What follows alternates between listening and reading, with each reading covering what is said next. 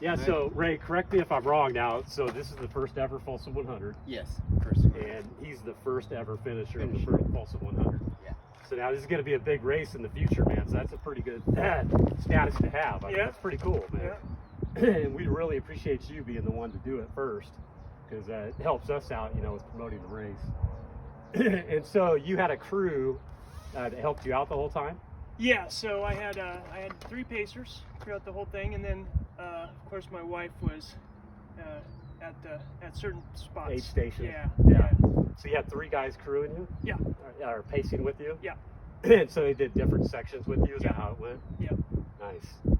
So on a, like, just during the course on like water spots. I mean, which spots did you use in water spots? You know what? The day was perfect for a 100-miler. It was a great day. I ran into the usual water spots in Cool. Or as far as drinking water or water crossings? Yes, drinking water. Drinking water. Yeah. Oh, Yeah. Sorry, I thought you were No, both, got really. right, yeah. There's a lot of water crossings, Yeah. but none of them were too bad. No, they were great, Yeah. actually. Feet were pretty dry most of the day. There's only 2 spots. So as far as water goes, you know, I was self-contained the whole time. So you have your water spot at Cool, the fire station there, and that's the only one I really even know of.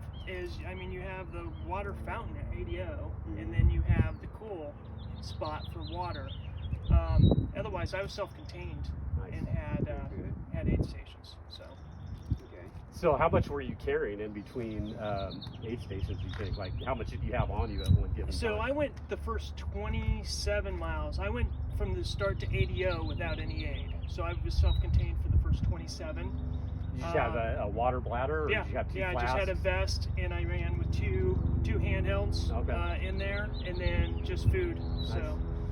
So I was able to do the first 27, and then from there it's really easy to get aid. I mean, you got the Cool, or you got ADO, then you got Cool 7.5 miles later, then 9 or 10 miles later you got the Rattlesnake where you pop out on Rattlesnake Road, and then from there I just went the next 17-mile stretch, because that's where I picked up pacers, was in Skin Colorado. Okay. So, Yeah. You know, there's a water spot right there. Before you get into Okay. Rattlesnake. Right there at the end, there's a water spot. Oh, I had no idea. Yeah, it's right before you hit the booth. Okay. It's right there. Okay, yeah, I had no idea about that one. Yeah, right there. I should have put it on the website. Yeah. Yeah, there's one there. Okay. Well, you know, in that time it was going to be pretty much evening anyway, you know, and that's a terrible stretch of road. That 9 miles when you're running trail all day. Yeah, yeah. What section was that? That was the Rattlesnake Road. Okay. You're Yeah, like on road for 9 miles. It just seems It just keeps on going. Of course, when you're trail runners, you keep going anyway. That first time I ever ran into you, Ray, you had just came off that section. Yeah, we came up there.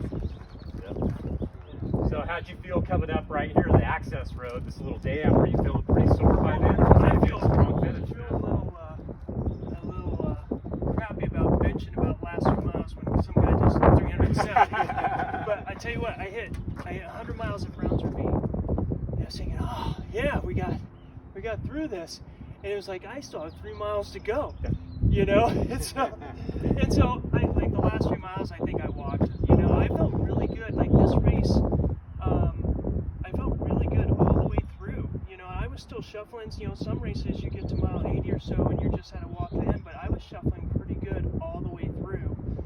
But the last 3 miles, I was just like, you know, That's the hardest I was part, because you beat. feel like you're done, Yeah. but you're not quite yeah, done. Yeah, exactly. Yeah. So we walked in the last 3 miles, and then I actually started because the gate was closed in the morning. And so, because I started at 6 a.m., so I started from the gate. So out of principle, I ended at the gate. Oh, there you And go. we were going up that last hill, and I paced her, and so, you know, we jogged out that last hill to the Finished bottom. strong. Yeah. Good.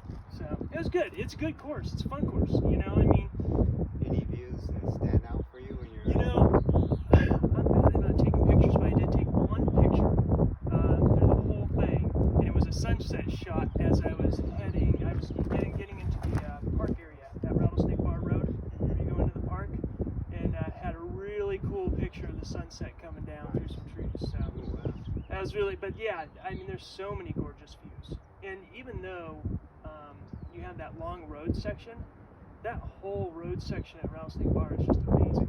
Oh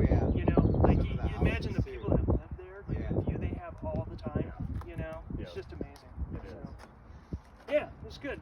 Yeah, it's a real nice scenic route. Definitely.